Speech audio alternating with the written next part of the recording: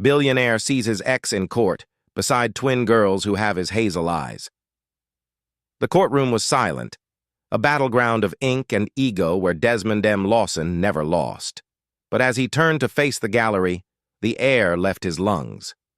There, amidst the strangers, sat the woman he had erased from his life 8 years ago, and beside her, 2 little girls stared back at him with his own hazel eyes, a living testimony to the lie he had lived.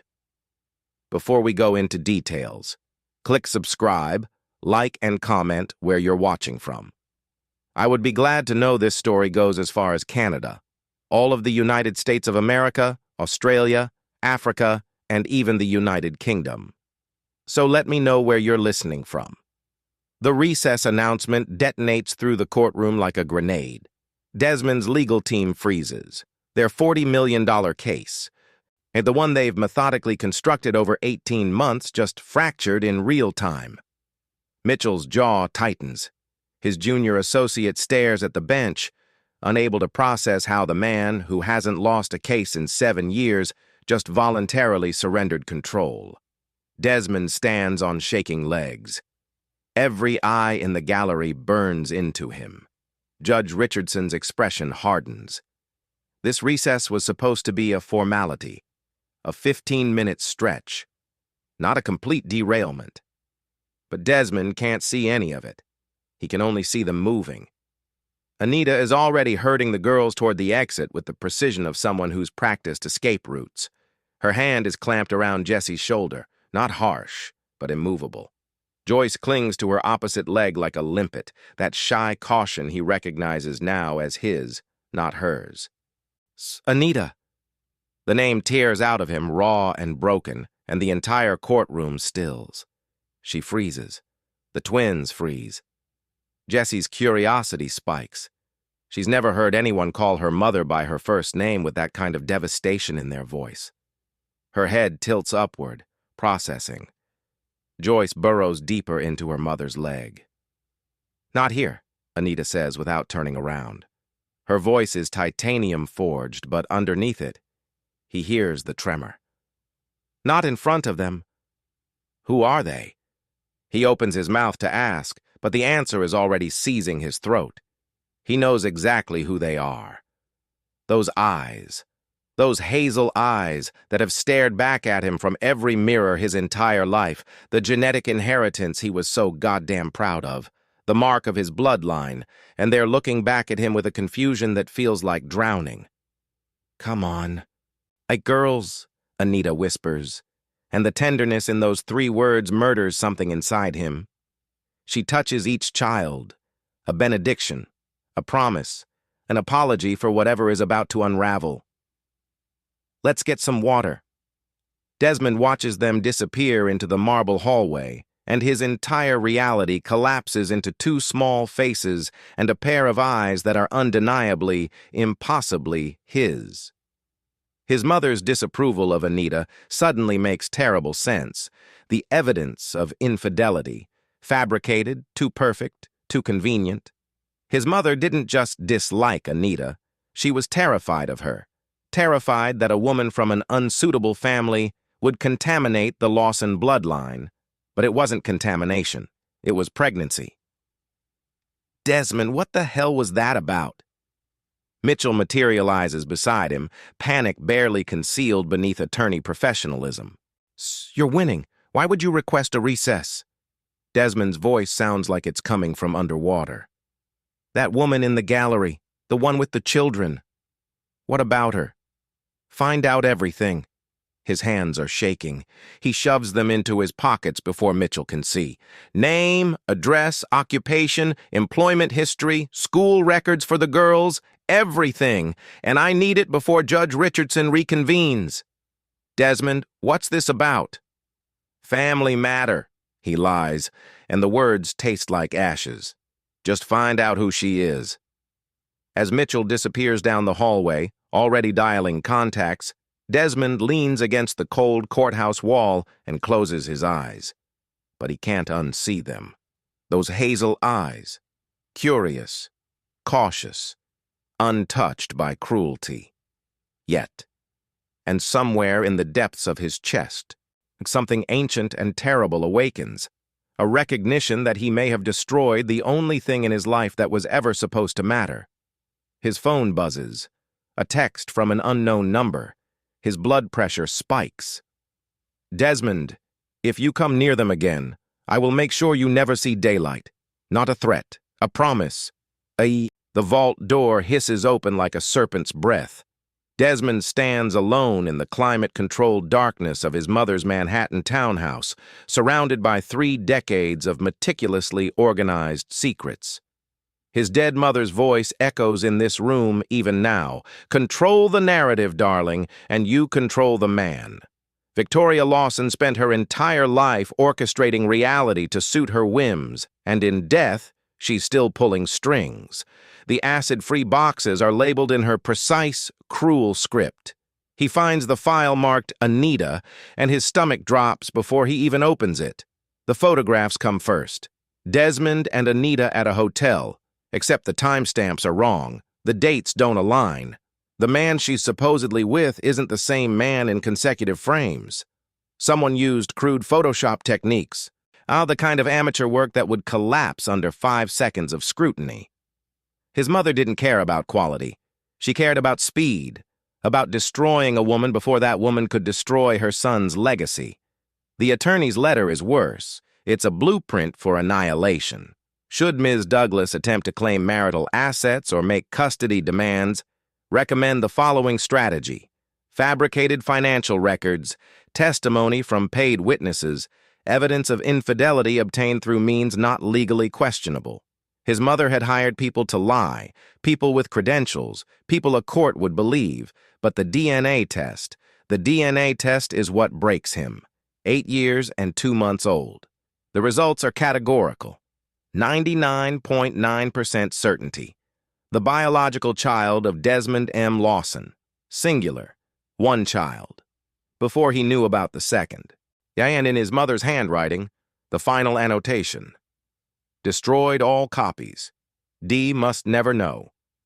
She was trying to trap him. Desmond sinks to the cold marble floor, the weight of 8 years collapsing his lungs. He hadn't just abandoned Anita. He'd annihilated her on purpose, systematically, with his mother's cold precision guiding every decision. While Anita was working freelance jobs in Queens, no child support, no acknowledgement, no mercy, he was signing merger agreements and attending galas. His mother had buried the truth so deep that even he, the beneficiary of her manipulation, never questioned it. His phone buzzes. Mitchell's text comes through. Anita E. Douglas, age 34, freelance editor, 447 Riverside Avenue, apartment 3D, Queens. Twins, Jesse and Joyce, age 7. No child support on record. 8 years. Alone. With 2 daughters. Desmond's hands are shaking so violently he can barely grip the steering wheel as he leaves the townhouse. The Manhattan streets blur past. The FDR Drive. The Queens Midtown Tunnel. Every red light feels like an accusation. By 3 a.m., he's parked across the street from a shabby apartment building in Queens, watching a lit window on the 3rd floor where the woman he destroyed is probably sleeping, if she sleeps at all. A shadow moves past the window, small, child-sized. His phone lights up. Another text from the unknown number. "I know you're outside. I'm calling the police now. Stay in that car and you'll be arrested for stalking. That's your warning." His hands go numb. She can see him. The apartment building on Riverside Avenue is a monument to what his mother would have called quaint. Pre-war brick, fire escapes like iron skeletons. Our window boxes with struggling geraniums. The kind of place Victoria Lawson would have demolished with a single raised eyebrow and a phone call to her real estate broker. Desmond parks across the street at 6 a.m. and doesn't leave. A light blooms in apartment 3D, then another. A silhouette moves, Anita, with the mechanical precision of someone running on fumes and pure maternal instinct. The movements are economical, practiced. She's done this 10,000 mornings and will do it 10,000 more. Then the smaller silhouettes appear. Jesse moves with reckless energy, already bending the rules of physics at 7 years old. Joyce is methodical, measured. They're mirror images and complete opposites simultaneously. Breakfast, getting dressed, backpacks zipped with ceremonial care. All of it orchestrated by Anita with the choreography of someone who's fought tooth and claw for every moment of stability. By 7:30 a.m., Anita is walking them to PS 104, 3 blocks through a neighborhood where no one knows her name. She kisses the top of each child's head before they disappear through the school doors. The gesture is so tender it physically wounds him. Desmond repeats this surveillance for 7 days straight. He catalogs everything. Jesse's fearlessness on the climbing structure, Joyce's cautious grip on the swing chains, the way they check in with each other constantly, 2 halves of a single organism, the way Anita's eyes never fully leave them, even when she's working on her laptop, even when she's pretending he doesn't exist in the park. But he does exist, and he can't stay away. Saturday afternoon, and he walks toward them. Anita. She looks up and the entire world stops rotating. 8 years, all of it, compressed into the space between one breath and the next. "How did you find me?" Her voice is glacial. "The DNA test, your mother's files, the forged documents, everything." His desperation is showing now, bleeding through every word. "I didn't know, Anita. I swear, that's supposed to absolve you?" Her laugh is acid. "You destroyed me on lies, and now you want credit for finally believing the truth? Let me help. Let me help them." He gestures toward Jesse mid-cartwheel. Anita stands. Her small frame vibrates with rage so controlled it's terrifying. "No." One word, absolute. "You are not their father. You're the man who threw a pregnant woman out of his house. You're the man whose mother buried the evidence. You don't get fatherhood because your conscience finally woke up." "They're my daughters." "They are my daughters." She cuts him off savagely. Jesse wants to be a veterinarian. Joyce loves libraries. They're kind, they're brilliant, and they will never know you. "But I need them," he says, the confession breaking open like a wound. For 1 millisecond, he sees it, a flicker of the woman he once loved. Then she erases it. "You should have thought about that 8 years ago." She calls to the girls. They come running, instinctively obedient. As they walk away, Jesse glances back at Desmond with pure, unguarded curiosity. His phone explodes with notifications. 7 missed calls from Mitchell, text after text, increasingly frantic. The last one makes his blood ice over. "Urgent. Your ex-wife just filed for a restraining order. Police have been instructed to arrest you on site for stalking and harassment. Where the hell are you?" The $40 million merger evaporates without him. Desmond sits in his Manhattan office, the one with the floor-to-ceiling windows overlooking Central Park, and watches Mitchell present the deal to the press on mute. The cameras flash, the stock tickers climb. Everything he spent 18 months constructing closes perfectly, and he feels absolutely nothing. He's renting an apartment 2 blocks from Riverside Avenue instead. The first crack appears when the CFO storms into his office at 9 a.m. on a Tuesday. "Where were you at the stakeholder call? The Japanese investors specifically requested your presence, and you ghosted them." Desmond doesn't answer.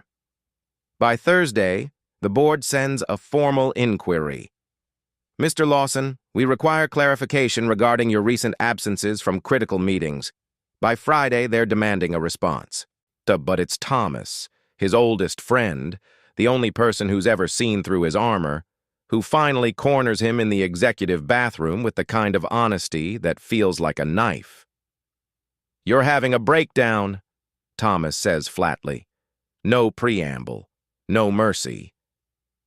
"And you're torching the company doing it." Desmond can't lie to Thomas. He never could. So he tells him everything. The courtroom, the Hazel eyes, the DNA test, the surveillance, the restraining order, the apartment 2 blocks away where he watches his daughters walk to school, and his ex-wife raises them without a penny from him. Thomas listens with the patience of someone who's known him since Harvard, before the money, before the ruthlessness. When Desmond finishes, Thomas is quiet for a long moment. So you have illegitimate daughters. Your ex-wife despises you. Your dead mother framed her for infidelity. And you're what, stalking them like some obsessed ghost? I'm understanding what I've lost. You're self-flagellating, Thomas says brutally. And it changes nothing. You need a family law attorney, a shark. Someone who can establish paternity, negotiate custody, set up child support. She doesn't want anything from me. Of course she doesn't. Thomas's voice is ice. She's been destroyed and alone for 8 years. But your daughters deserve financial security. They deserve medical coverage. They deserve to know their father. Even if you've been a colossal asshole, give her something she can't refuse. That night, Desmond calls Patricia Chen, the most feared family law attorney on the East Coast. The consultation is brutal. Patricia outlines the legal minefield, the restraining order, on the stalking allegations, the fact that Anita has successfully raised the twins without him for 7 years. The court will see him as a threat. However, Patricia says, if you offer the right package, $2 million, monthly support, education trusts, a house in her name, she can't refuse. Desmond agrees to everything. But as Patricia prepares the papers, her phone rings. Her face goes ashen. That was her attorney, Patricia says slowly, hanging up. Anita just filed criminal charges, harassment, stalking, threatening behavior. They're recommending jail time. She looks at him with something like pity. She's not negotiating. She's prosecuting you. If this goes to trial, you could lose everything, your freedom included. Desmond's world stops rotating. There's more, Patricia whispers. Yes, she's filed for full custody with a protective order, and she's requested that the court freeze your assets pending trial. They want to ensure you can't hire aggressive counsel. His empire is crumbling in real time. The private laboratory doesn't ask questions. That's what Desmond pays them for. He obtains the samples in the parking garage outside PS 104, a discarded juice box with Jesse's saliva still wet on the straw, a hair elastic from Joyce's backpack. He's a billionaire committing petty theft from children. The irony is suffocating. 48 hours later, the results arrive encrypted to his phone. 99.9% match, both of them. Genetically, scientifically, irrefutably his. Patricia Chen sits across from him in her office, reviewing the report with the detached precision of someone who's weaponized biology before. The evidence is conclusive. You have 2 options.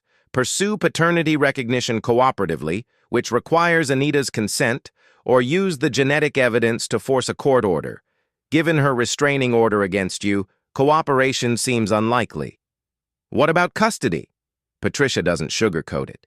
7 years of exclusive maternal care, stable housing, documented education and health care. You're a stranger, legally a stalker. Even with paternity proven, courts grant primary custody to her.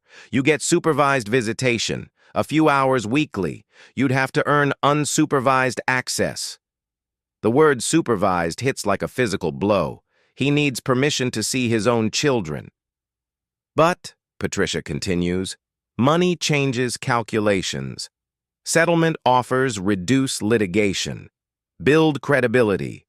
If you offer enough to make her life demonstrably better, she'll have less incentive to fight. That afternoon, they draft the offer. $2 million, $8,000 monthly, $1 million per child for education, maturing at 18, full medical coverage, and a house, any house in the city she wants, purchased in her name, with the only condition that his daughters live there. It's not charity. It's a down payment on fatherhood. The legal papers are served Tuesday morning at 8 a.m. Desmond watches from 2 blocks away as the process server hands Anita the envelope outside her apartment building. He sees her face shift from morning routine exhaustion to something else entirely. Confusion, then recognition, then rage that's visible from across the street. She opens the papers right there on the sidewalk. Her hands shake. Her mouth moves. Words he can't hear but can absolutely feel. She pulls out her phone and makes a call. That evening, news breaks. Not in the financial press, not in the business section.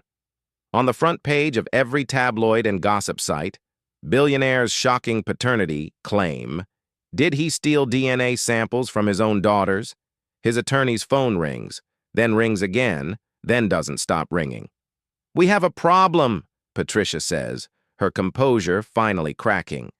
"Anita's attorney leaked the DNA collection to the press. The story isn't about paternity. It's about you committing biological theft without consent. The narrative is no longer, deadbeat father wants redemption. It's predatory billionaire violates children's bodily autonomy." Desmond's phone explodes with notifications. FBI, criminal investigation, violation of privacy laws. See potential charges for collecting biological material without consent from minors. But the worst text comes from an unknown number, Anita's words, screaming in digital form. "You just made sure I'll never let you near them. Ever. You've given me everything I need to ensure you spend the rest of your life in court. Welcome to hell, Desmond. He's not fighting for custody anymore. He's fighting to stay out of prison." Rain hammers the windshield of his car outside the courthouse as Desmond watches the legal machinery he unleashed tear itself apart. Sharon Williams is a wrecking ball in a tailored suit. She paces the hallway, her voice sharp enough to cut glass. "Conscience laundering," she calls his settlement offer. 8 years of absolute silence, and then suddenly, after a chance courtroom encounter, he wants to be a father? This isn't redemption. This is a billionaire attempting to purchase access to children who don't know his name. The court orders the official paternity test anyway. The results are identical to his private one. 99.9% match. Irrefutable. Devastating. Then the closed-door meeting happens. Sharon leans across the conference table, her eyes fixed on Desmond with the intensity of someone who's spent her career protecting women from men exactly like him. "My client wants to understand your timeline.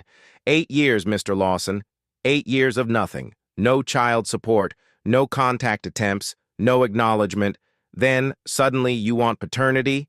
Desmond explains about his mother's files, the forged documents, the hidden DNA test. Sharon listens without sympathy. "That's compelling.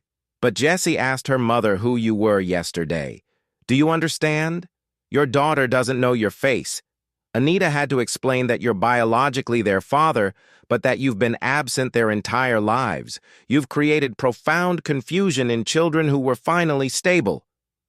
That night, the apartment walls collapse.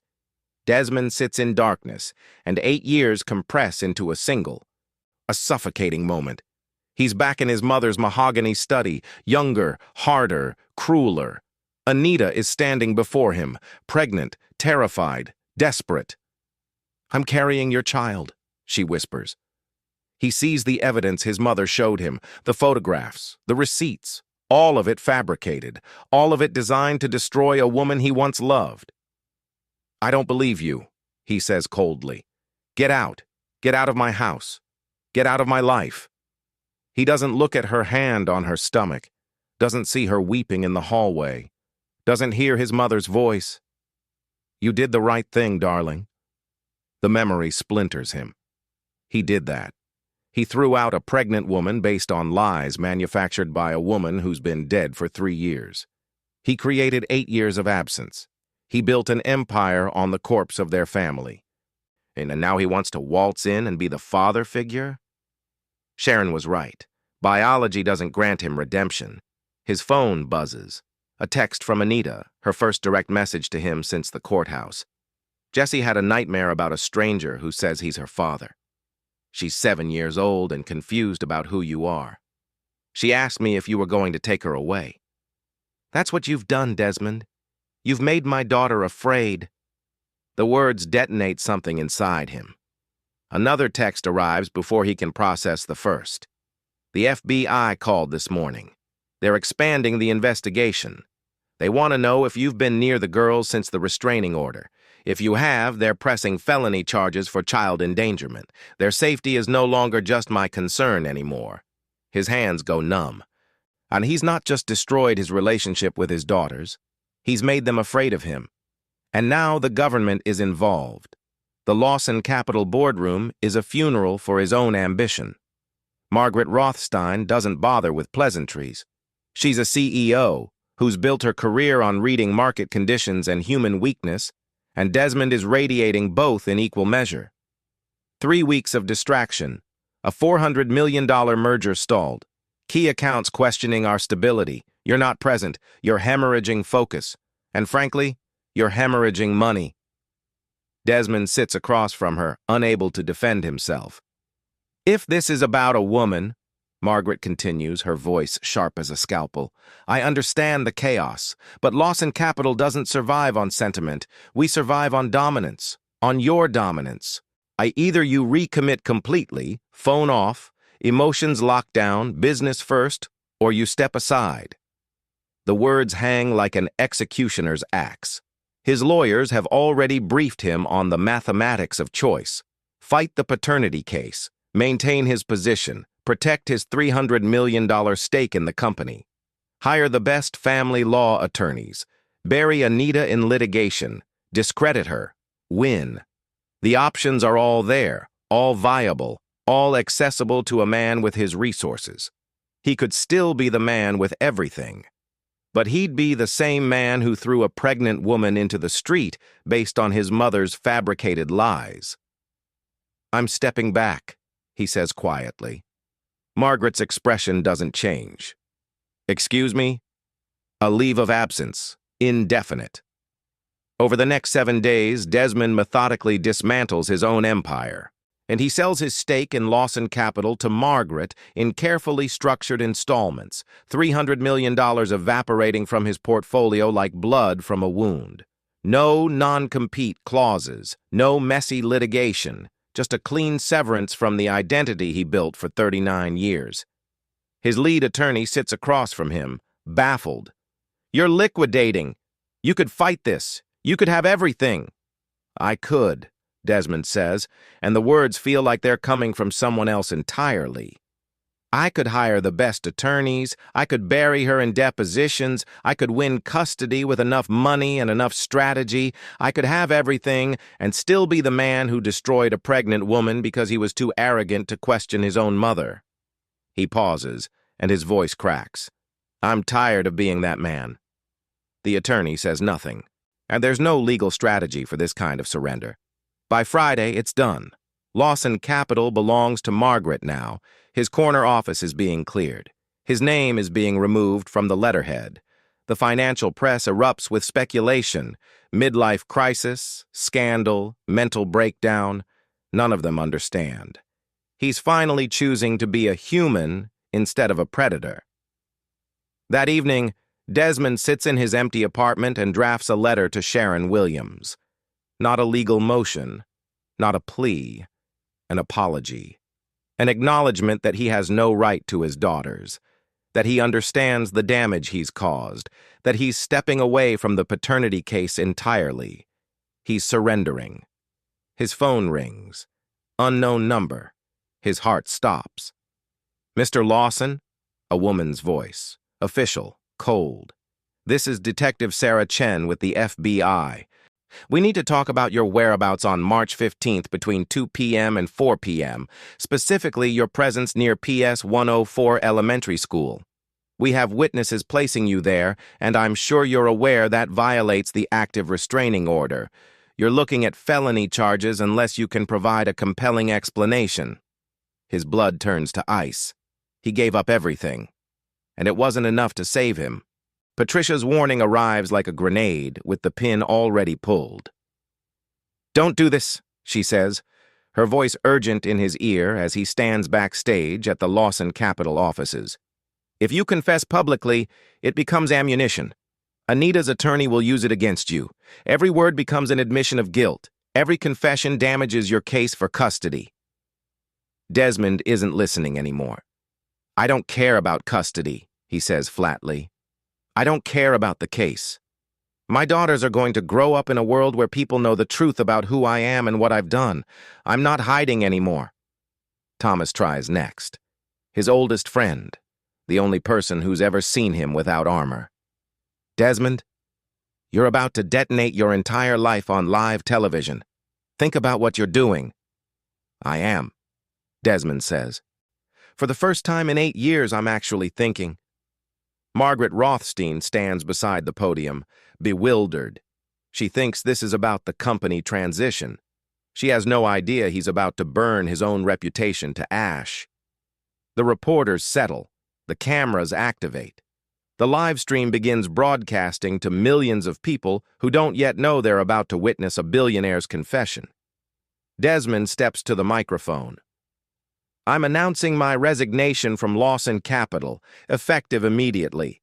But before we discuss business transition, I need to address something infinitely more important than any merger or acquisition. He pauses, and his voice cracks slightly.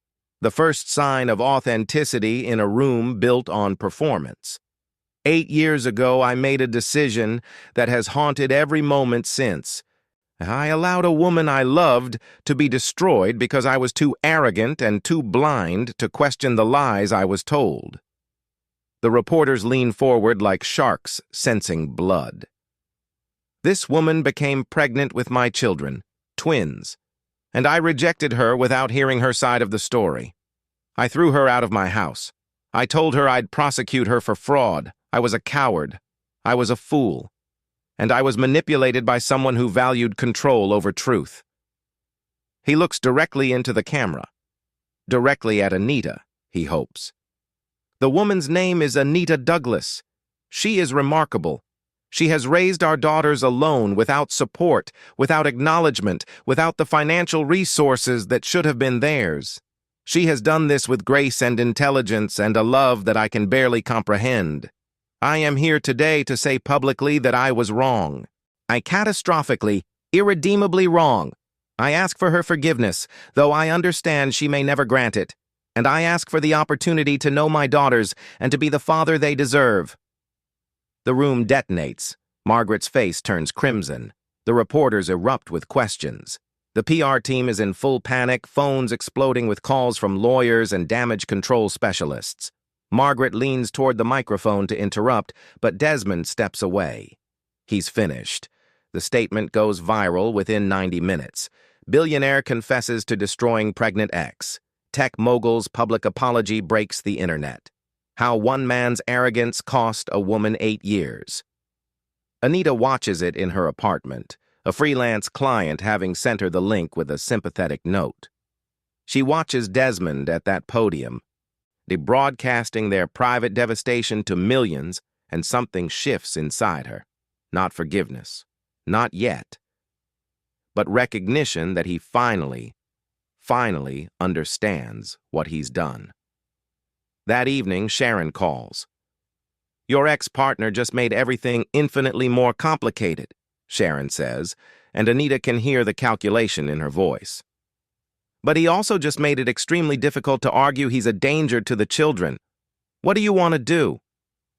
Anita looks at Jesse and Joyce drawing at the kitchen table, unaware their father just made them famous.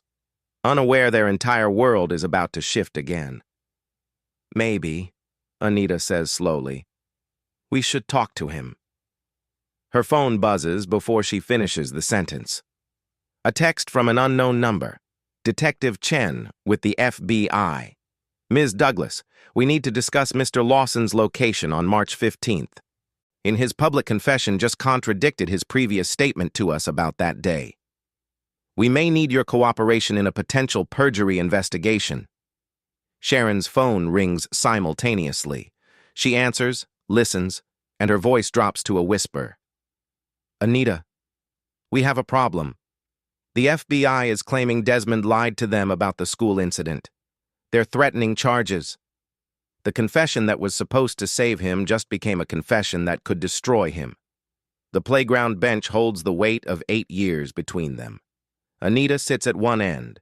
Desmond sits at the other, maintaining the distance of a man who understands he hasn't earned proximity.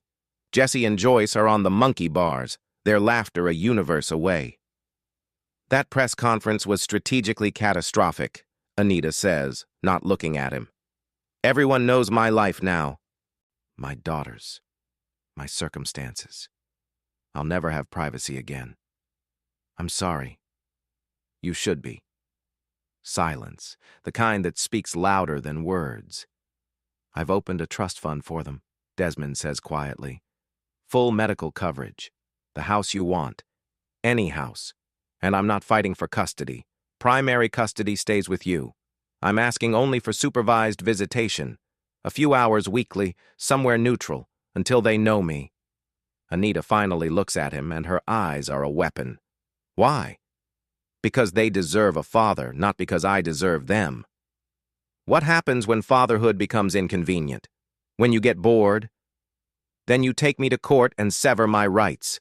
But I won't get bored. I'm going to be their father until I die. Supervised or not, they're my responsibility now. I have to earn the right to be anything more. Anita's eyes fill with tears.